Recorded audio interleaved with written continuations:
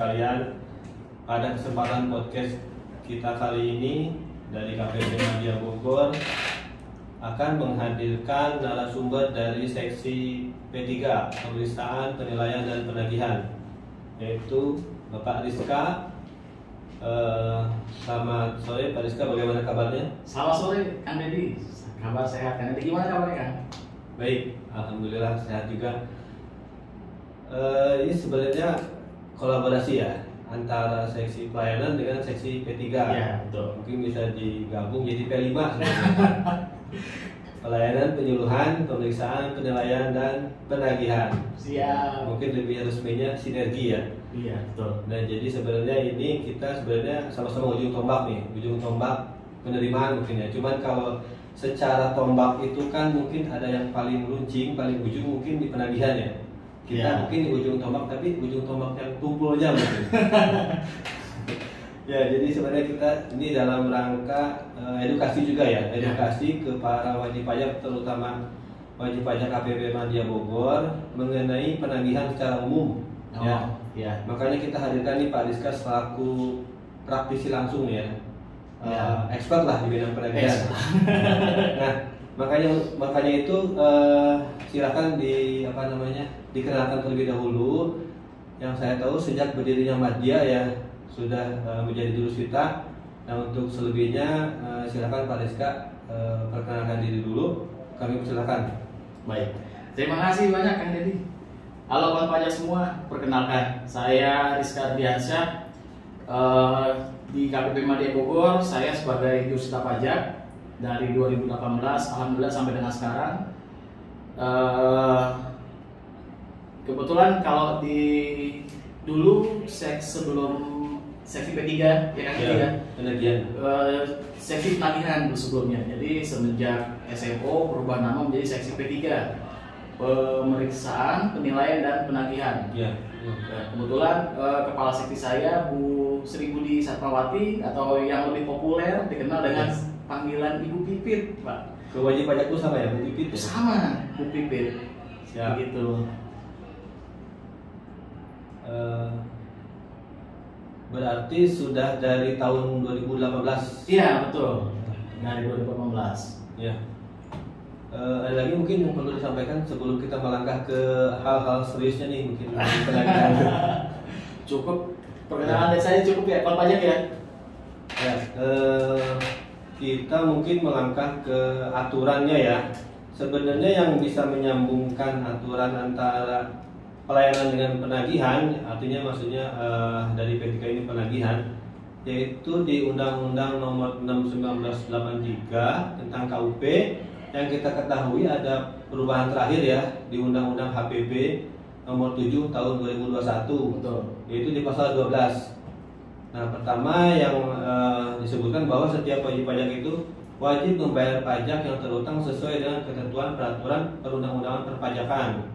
Betul. Dengan tidak menggantungkan adanya pada adanya SKP, surat ketetapan pajak ya. Kemudian jumlah pajak yang terutang di SPT ya, itu yang disampaikan wajib pajak itu dianggap sudah sesuai dengan ketentuan perundang-undangan perpajakan, kan gitu ya. Betul. Tetapi apabila Ditjen Pajak menemukan ada data atau mungkin ketidakbenaran pengisian SPT, itu maka dilakukan penetapan ya, surat ketetapan pajak. Nah, itu mungkin menurut pasal 12 inilah sistem self assessment kita ya. Betul. Jadi SPT itu diakui, tapi kemudian jika ada pemeriksaan kemudian terbit ketetapan, itulah law enforcement dilakukan oleh penagihan dalam ini ya. Betul. Seperti itu ya. Betul. Mas. Kemudian selanjutnya mungkin lebih ke teknis ya, bahwa dengan adanya STP, kemudian SKPKB, SKPKBT sesuai pasal 9 ayat 3 di KUP juga, itu kan ada jangka waktunya ya. Ya, mungkin Pak Rizky bisa menjelaskan mengenai mulai terbitnya SKP, STP dan seterusnya itu sampai tindakan penagihan. Secara secara umum ya, secara formalnya lah mungkin ya. Baik, terima kasih Kang Deddy. Jadi Kebetulan saya sudah siapkan. Nah, ya. Ini adalah bagian bagian tindakan penagihan ini Kang Deddy. Jadi STP, SKP itu kan bisa diterbitkan melalui proses pemeriksaan atau proses pengawasan yang menjadi dasar penagihan pajak gitu kan Deddy. Tapi setelah jatuh tempo belum dibayar. Kalau sebelum jatuh tempo sudah dibayar, itu tidak menjadi dasar penagihan. Jadi STP SKP itu setelah jatuh tempo belum dilakukan pembayaran, itulah yang menjadi dasar penagihan. Nah, kalau tindakan penagihan sendiri, kita mengenal ada 3 jenis tindakan penagihan kan ini. Yang pertama itu tindakan penagihan persuasif edukatif, ya, lalu tindakan penagihan aktif represif, dan tindakan penagihan sepika sekaligus. Nah, kalau yang soft collection itu apa? Nah, soft collection itu kalau kita lihat dari bagan ini, itu ada di surat teguran. Itu masuk? Iya, itu masuk soft collection. Jadi surat teguran, kemudian surat himbauan itu masuk ke soft collection.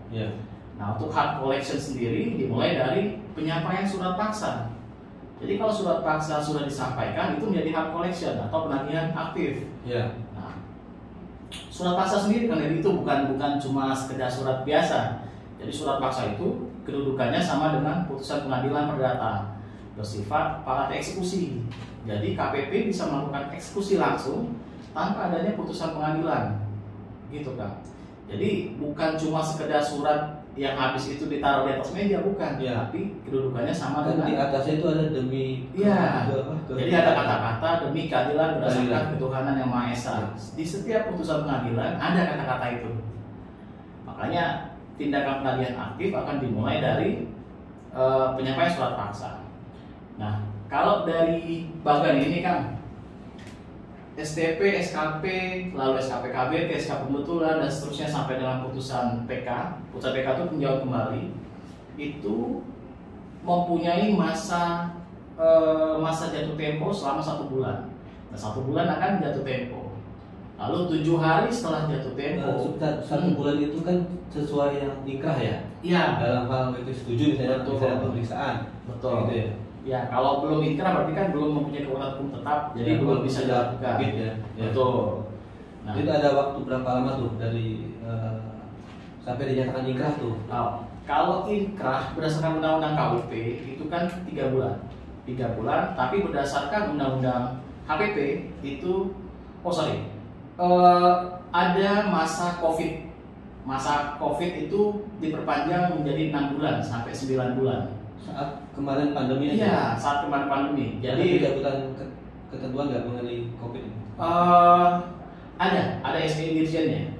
Jadi untuk terkait COVID, masa ikrah atau masa pengajuan keberatan itu menjadi 6 atau 9 bulan. Tapi kalau berdasarkan undang-undang KUP sendiri itu 3 bulan. Normalnya ya? Iya, normalnya 3 bulan.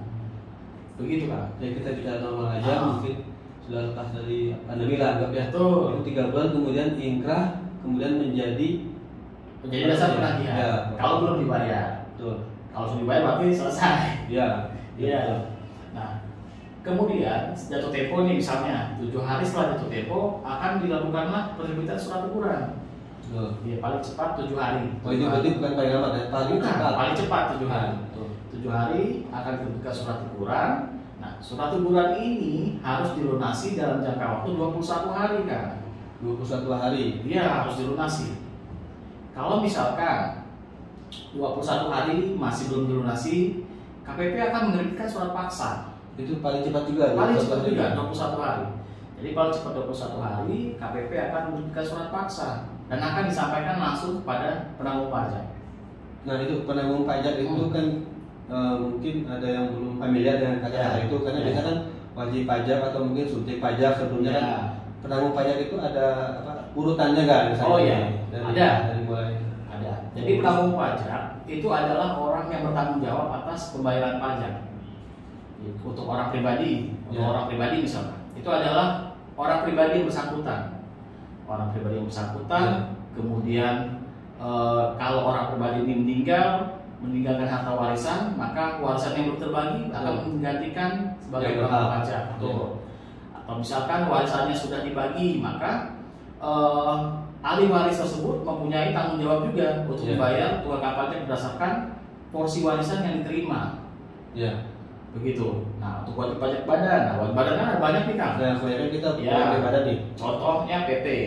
PT itu ada direktur, kemudian direktur utama, direktur bagian keuangan, lalu orang yang ternyata bertanggung jawab atas perusahaan tersebut. Itu tidak tercantum di akte pun bisa? Ya, tidak tercantum di akte. Itu kita sebutnya dengan BO, beneficial ownership. Jadi orang yang memiliki orang yang nyata-nyata memang memiliki atau menerima manfaat dari PT tersebut, begitu kan? Atau mungkin punya otoritas ya ke? Iya. Jadi misalkan owner kan mempunyai kewenangan atas suatu PT. Nah, owner itu sebagai beneficial ownership, walaupun dia tidak ada di akte. Iya. Begitu. Nah, setelah dewan direksi akan turunlah ke dewan komisaris kan? Walaupun tidak aktif betul ya? Iya. Ke dewan komisaris itu ada komisaris utama, komisaris, lalu setelah itu baru turunlah ke pemegang saham. Nah, pemegang saham kan kalau untuk PT kan ada PT terbuka, ada PT tertutup. Yeah. Nah, kalau PT terbuka ini adalah penanggung saham mayoritas yang sahamnya tidak diperdagangkan di bursa. Yeah. Itu sebagai penanggung pajak. Kalau kita misalkan saya punya saham di salah satu bank, misalnya saya bukan penanggung pajak karena sahamnya diperdagangkan di bank. Betul, ya. Itu saya tidak bukan sebagai penanggung pajak, tapi penanggung pajak adalah pemegang saham mayoritas yang tidak diperdagangkan di bursa. Lalu untuk PT tertutup, nah PT tertutup ini semua pemegang saham itu merupakan penanggung pajak, tapi besarnya sesuai dengan porsi saham yang mereka miliki. Betul ya, mungkin kawan pajak juga harus tahu ya bahwa ini memang menjadi membuka wawasan kita ya. Jadi sebenarnya kepemilikan saham atau mungkin kepemilikan modal kita pun ternyata berpengaruh juga ya ke penagihan ya. Betul, jadi nggak serta-merta misalkan dapat dividen atau dapat umum pemegang saham segala macam, mungkin tidak diumumkan di situ ya. Padahal ada kewajiban dalam hal misalnya ada tunggakan kayak gitu. Betul. Ya. Jadi kewajibannya hanya sebatas porsi saham yang dimiliki. Nah, untungnya itu. Betul. Ya itu mengenai penanggung pajak ya. Betul. Jadi itu kan kaitannya dengan ke pemblokiran saja ya. Kita ke rekening penanggung pajak kemudian bisa pun sampai sandera ya. Bisa. Terakhir bisa. Ya. Sandera itu upaya terakhir. Baik. Gitu. Jadi setelah surat paksa disampaikan, nah itu kita kembali lagi bagian yang tadi ya. Setelah surat paksa disampaikan, nah kita mau kemana ini? KPP akan mengedepankan persuasif terlebih dahulu tentunya. Jadi setelah surat paksa disampaikan, WP tetap akan kita undang dulu untuk membahas penyelesaian tunggakan pajak. Itu tunggakan pajak mau dibayar bagaimana? Jadi, yang perlu kawan-kawan pajak ketahui juga, DJP itu ada kewenangan untuk memberikan angsuran atau penundaan atas pembayaran SKP STP. Gitu. Nah, ini yang mungkin kawan pajak belum ketahui. Jadi ada hak juga ya. Betul. Ada hak dari wajib pajak untuk mengajukan angsuran atau penundaan pembayaran pajak. Nah, angsuran ini atau penundaan maksimal bisa diajukan selama 24 bulan. Jadi 24 kali bisa diajukan. Bisa sampai 2 tahun ya? Bisa sampai 2 tahun. Tapi ada syarat dan ketentuannya. Syaratnya wajib pajak harus dalam keadaan kesulitan likuiditas, teman-teman. Jadi kalau wajib pajak yang masih bagus ngajuin angsuran, ya nggak bisa. Kalau likuiditasnya bagus. Ya. Nah, kesulitan likuiditas itu kita akan cari. Jadi kita bukan lihat yang SKP tahun pajak berapa kan? Bukan. Saat berjalan ini dia bagus kan gitu. Betul. Bisa aja kan dulu bagus tapi sekarang enggak. Nah, itu kita buktikan dengan mencari rasio likuiditas terlebih dahulu. Kemudian syarat yang kedua harus menyerahkan jaminan ke KPP. Nah, ini kuncinya ada di jaminan. Iyalah, namanya misalkan istilahnya kan pinjaman ya istilahnya. Iya. Jadi harus ada jaminan. Nah, jaminan ini apabila surat paksa belum disampaikan, maka jaminannya bisa di bawah nilai tunggakan pajak. Bisa tunggakan pajaknya 1 miliar nih. jaminannya bisa cuma 700 juta apabila surat paksa belum disampaikan. Tapi kalau surat paksa sudah disampaikan, jaminannya harus sama dengan tunggakan pajak minimalnya. Ya kalau tunggakan pajaknya 1 miliar, jaminannya 1 miliar minimal. Dan itu akan dilakukan penelitian dulu terhadap nilai tersebut. Nah itu mungkin fungsi penilaiannya di situ ya? Ya, di situ masuk ke fungsi penilaian nanti. Begitu kan? Nah, balik lagi ke sini kan? Baik. Tadi misalkan surat paksa sudah disampaikan, KPP bisa melakukan pemblokiran nih. Kalau tadi misalkan WP, oh ternyata ngasuh nggak mau nih. Oh ya, ini kan masalahnya untuk penagihan ini diutamakan yang liquid dulu ya. Betul, Yang paling gampang cair lah. Iya. Seperti itu ya, makanya pemblokiran. Pemblokiran Kalau rekening. tidak diketemukan uang tunai misalkan, Iya. namanya perusahaan pasti kan ada di bank ya. Betul, pasti punya rekening kalau di bank. Ya. Iya. Jadi akan kita lakukan pemblokiran. Nah, pemblokiran itu bukan cuma rekening kan, bukan cuma rekening yang ada di bank, tapi bisa juga atas sektor asuransi misalkan. Teman-teman misalkan teman pajak punya unit link di suatu sektor asuransi, itu bisa dilakukan pemblokiran. Atau misalkan punya saham nih di bursa, bisa dilakukan pemblokiran atas nilai saham tersebut, lalu akan kita jual dengan mekanisme bursa. Nah, untuk rekening sendiri itu bisa kita lakukan pemindahan langsung tanpa ada misalkan Tanpa ada kuasa dari WP. iya bisa, jadi harus disita dulu. Jadi kita bisa SPMP lakukan itu tadi ya? betul. SPMP, Nah, surat SPMP. perintah melaksanakan kita. Iya. Jadi apabila pemblokiran rekening sudah dilakukan, Ya. masih ada sisa tunggakan pajak, baru kita akan lari ke penyitaan aset. Ke banknya itu cukup dengan SP berarti Ke awalnya. banknya harus ada surat permohonan pemblokiran, lalu ada salinan SPP, surat perintah melakukan penyitaan. Oh, udah terbit SPMP-nya. Harus terbit dulu. Padahal ke WP belum misalnya. Ya. Ya. Jadi untuk dasar pemblokiran harus ada dulu. Kemudian ada salinan surat paksa yang harus diserahkan ke bank juga untuk dasar pemblokiran. Begitu kan? Itu pun pemblokiran bisa apa kayaknya tebar jaring gitu ya? Iya bisa. Jadi bank, Bank itu ke penanggung pajak juga.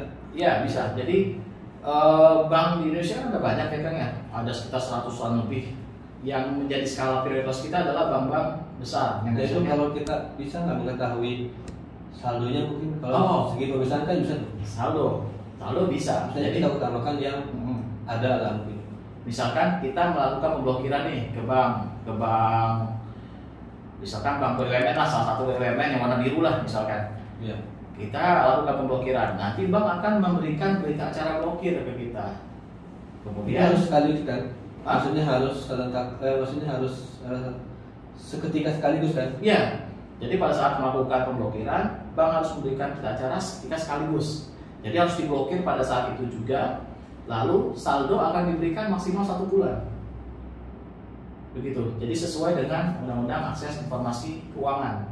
Itu dari pihak bank, dari pihak WP Dari pihak bank. tidak ada kuasa pemberitahuan saldo. Nah, nggak ada. Jadi kalau dulu kan sebelum adanya Undang-Undang Akses Informasi Keuangan itu lewat OJK. Tapi sekarang setelah ada Undang-Undang Akses Informasi Keuangan itu KPP akan mendapatkan langsung saldo dari bank pada saat diminta, dan itu maksimal 1 bulan. Bank berkewajiban untuk memberikan saldo. Apabila bank tidak mau memberikan saldo, maka ada ancaman pidana kepada bank dan denda 1 miliar. Begitu kan? Ya, jadi sudah ada ketentuan yang Iya, ada sebenarnya ketentuannya. mengikat ke sana sini ya. Betul. Jadi penagihan itu tidak berdiri sendiri. Ada beberapa undang-undang yang ada di belakang kita. Ya. Oh, yang tadi ini kan undang-undang PPSP. Iya, ini undang-undang PPSP, undang-undang tagih pajak dan surat paksa. Itu belum ada perubahan dari tahun 2000. Belum, terakhir tahun 2000. Ya. Undang-undang 19 tahun 2000. Kemudian ada Undang-Undang Akses Informasi Keuangan. Ya. Lalu ada Peraturan Pemerintah Nomor 74 2011. Ya. Kemudian yang terakhir yang menjadi yang menjadi senjata kita, nggak terlalu mungkin ya senjata, itu ada Peraturan Menteri Keuangan Nomor 189. Mengenai Itu tentang penagihan pajak atas utang pajak, atas pajak yang belum dibayar. Jadi itu teknisnya bagaimana? Itu teknis. Jadi pengerucutan lah dari dua undang-undang tadi. Jadi di PMK itu mengatur lebih ke teknis untuk melakukan tindakan penagihan itu seperti apa. Begitu. Baik. Jadi tadi disinggung mengenai undang-undang PPSP ya, mengenai tahapan-tahapan tindakan penagihan ya. Iya. Tadi baru sampai pemblokiran sama penyitaan ya. Iya. Nah, kalau selain ini nih, selain pemblokiran, maksudnya aset aktiva tetap misalnya seperti itu gimana? aktiva tetap akan dilakukan penyitaan. Penyitaan Jadi ya. masuk ke sita harta nanti. Data. Nah, setelah dilakukan penyitaan, paling cepat 14 hari akan dilakukanlah pengumuman lelang, Bang. Nah itu yang tadi surat paksa ke surat sita kan 2 hari itu paling cepat juga ya? Iya. 2 hari itu terbit SPMP ya. Betul. Kemudian dari SPMP kemudian ada penyitaan berita acara sita sama penempelan ini ya, apa namanya? Segel. Iya. Jadi di setiap barang yang sudah kita sita itu akan dilampirkan sejenis segel atau stiker. Kalau misalkan yang kita sita itu tanah bangunan, akan kita pasang pelang sita kan? Ya. Betul. Dari situ Baru dilakukan lelang. itu prosesnya berarti ke kantor ini. Atau lelang. Kantor Nanti lelang. yang akan melakukan lelang adalah KPKNL. 14 hari ini. 14 hari paling cepat. Dari pengumuman ke lelang itu harus 14 hari. Tapi kalau dari sita ke pengumuman lelang bisa lebih dari 14 hari. Oh itu bisa, yang itu paling cepat itu Iya, ya. paling cepat. Tapi Jadi kalau paling lambat itu tadi dari dari pengumuman lelang ke lelang Lelang itu paling lambat. harus 14 hari. Pasti 14 hari. dari pengumuman ke lelang sendiri itu dari jadwal kantor lelang ya? Iya, jadi kantor lelang akan memberikan jadwal kapan akan dilakukan lelang. Baru kita buat pengumuman lelangnya, kemudian dilakukan lelang sesuai dengan jadwal yang sudah disampaikan oleh kantor Iya. lelang gitu. Informasinya kan ada juga ya barang-barang Iya. di KPP Madya Bogor ini yang Yang tadi lelang ya. Iya, betul. Jadi posisinya sudah masuk Ke kantor lelang, sudah masuk kantor lelang dan akan dilakukan pengumuman. lelang. Pengumuman sudah. Ya tadi itu sebenarnya balik waktu-waktu paling cepat ya Ya. sama pajak. Kemudian jadi sebenarnya ini semua law enforcement ya dari Betul. seksi penagihan. Tapi sebenarnya di awal sudah bisa dilakukan persuasif ke WP yang tadi disebut swap collection. Kemudian mengenai data aset sendiri kan pertama yang paling liquid ya, kemudian yang keduanya mungkin ke arah yang aktiva tetap, Iya. yang pencairannya melalui lelang. Itu data-datanya biasanya dari mana tuh? Data-data apa namanya yang akan disita misalnya? Data Kalau wajib pajak tidak kooperatif nih. ya. Kalau data kita bisa dapatkan dari berbagai sumber. Kalau data rekening itu kebetulan DJP sudah menyediakan data rekening yang dimiliki oleh wajib pajak itu di mana saja. Nah, penanggung pajaknya Iya, ada. Jadi kita tinggal masukkan query-nya berupa NPWP, nanti akan muncul punya rekening di mana aja, saldo berapa. Nah ini mungkin secara internal kita sudah tahu, cuman mungkin Ya, pihak kawan pajak kan mungkin baru tahu nih ternyata kita pegang data nih. ada datanya. Nah, untuk data aset tetap, aktiva tetap itu bisa minta bantuan ke intelijen Kanwil. Jadi teman-teman harus tahu nih, DJP itu punya intelijen pajak yang bisa yang bisa dimintakan bantuan untuk mencari aset-aset wajib pajak. Itu mungkin setelah data SPT ya? Iya, setelah by data SPT. Apa yang dilaporkan WP kan? Betul. Data pihak ketiga juga bisa diminta. Nah iya, data eksternal kan? Betul. Atau Intel juga bisa melakukan elisitasi namanya. Apa? Elisitasi itu ya kayak kalau misalkan kita lihat film-film gitu kan dia Intel melihat satu lokasi, nah itu penyidikan dulu. bukan. Intel Mereka ada sendiri. Ada sendiri. Nah itu yang mereka lakukan.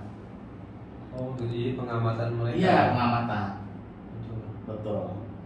Terus kita juga ada joint collection ya? Joint collection ada dengan bea cukai. Jadi untuk wajib pajak yang masih mempunyai tunggakan pajak, kita bisa freeze akses bea cukainya. Jadi tidak bisa melakukan kegiatan ekspor impor. Oh itu bukan mengenai aset untuk disita tapi Bukan. lebih ke Hanya preventif apa yang namanya? hanya untuk upaya upaya penunjang tindakan penagihan lah. Gitu. Jadi bukan merupakan tindakan penagihan yang utama, cuma bisa kita lakukan. Barang yang ada di pelabuhan, di bandara itu nggak bisa keluar nanti. Sulit lah. Ya. Iya, harus ada komitmen dulu untuk membayar atau harus melunasi dulu tunggakan pajaknya baru bisa dikeluarkan. Tapi sebenarnya di pihak KPP pun kan sudah dilakukan ya, misalnya ada pengajuan sertifikat elektronik nih, ya kan? Ya. Nah, tidak bisa Ya. di KPP Madya Bogor ini. Kemudian juga misalnya dalam rangka wajib pajak non efektif ya, Ya. efektif, apalagi penghapusan NPWP misalnya. Betul. Tentunya harus pelunasan dulu. Betul. Ya. Dalam hal dengan BC tadi, bea cukai seperti itu ya. Seperti itu. Jadi Ekspor impor itu. iya akan di freeze kegiatan ekspor impornya. Betul. Pasti mungkin secara efeknya pasti mengganggu aktivitas Betul, usahanya ya. betul. Mereka nggak akan bisa menggunakan barang yang ada di pelabuhan atau di bandara. Betul. Begitu. Ya. Kemudian dalam tindakan di lapangan sendiri, ini kan sebenarnya hak negara ya. Itu sebenarnya bisa minta bantuan pihak berwajib nggak? Boleh. Jadi sangat dimungkinkan untuk meminta bantuan kepada aparat penegak hukum lain, misalkan kepolisian, ya. kejaksaan atau TNI apabila diperlukan. Tapi selama bisa kita lakukan secara persuasif sendiri itu Ya. akan tidak kesampingkan dulu. Begitu kan. Jadi mungkin kawan pajak juga harus mengetahui dengan benar bahwa memang ini hak negara ya, sudah menjadi surat ketetapan, surat tagihan ya. Ya. Nah ini SDP juga kan mempunyai kekuatan hukum yang sama dengan Betul. SKP ya. Betul. Sesuai dengan pasal 14 Betul. KUHP tadi.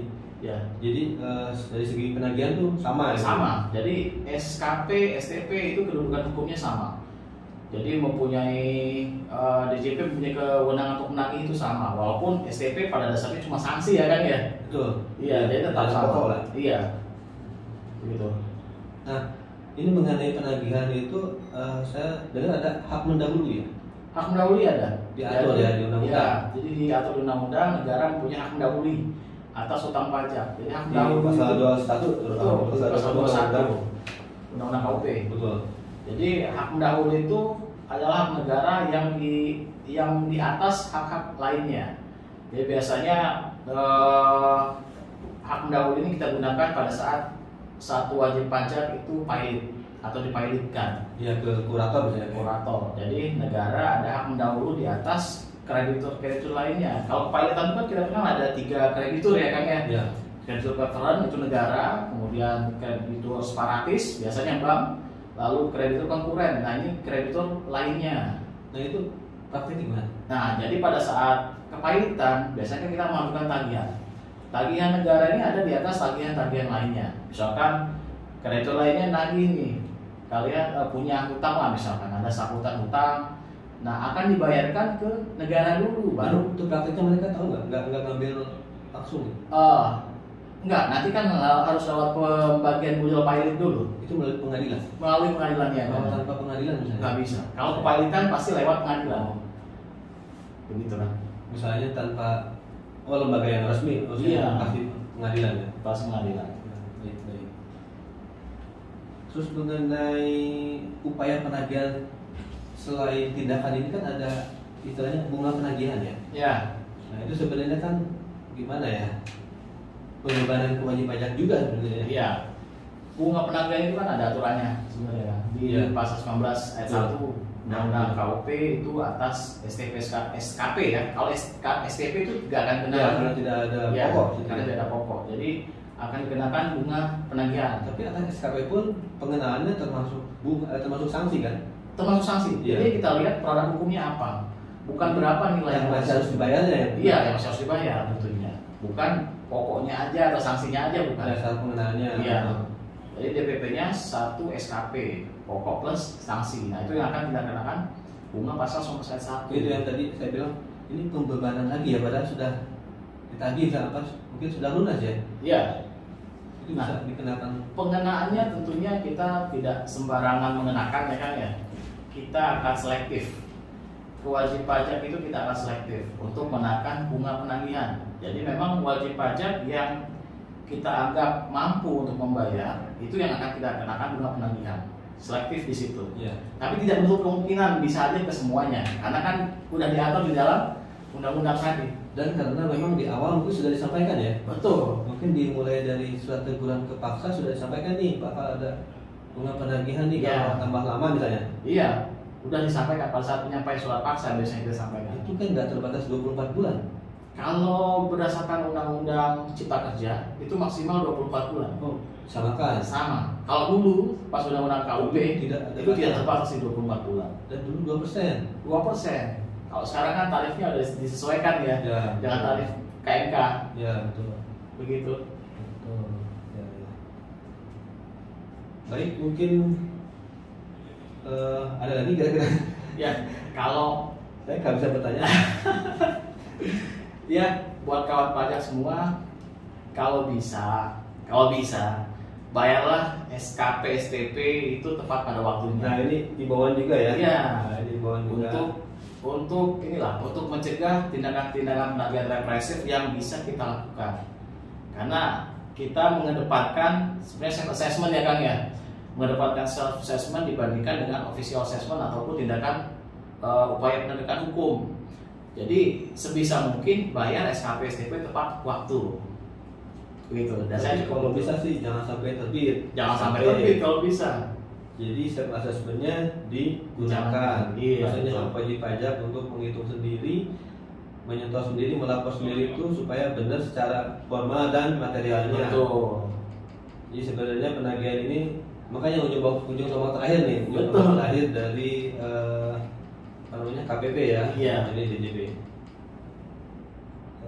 Baik, mungkin podcast kita kali ini bisa kita akhiri karena ini satu arah, tidak ada pertanyaan dari wajib pajak. Demikian kawan pajak sekalian, semoga bermanfaat, kemudian semoga menambah wawasan kita semua. Terima kasih Pak Rizka nih, Sama-sama, kali ini sama-sama. Bahkan waktu sudah berbagi ilmu juga. Sama-sama. Baik, terima kasih. Assalamualaikum warahmatullahi wabarakatuh. Waalaikumsalam.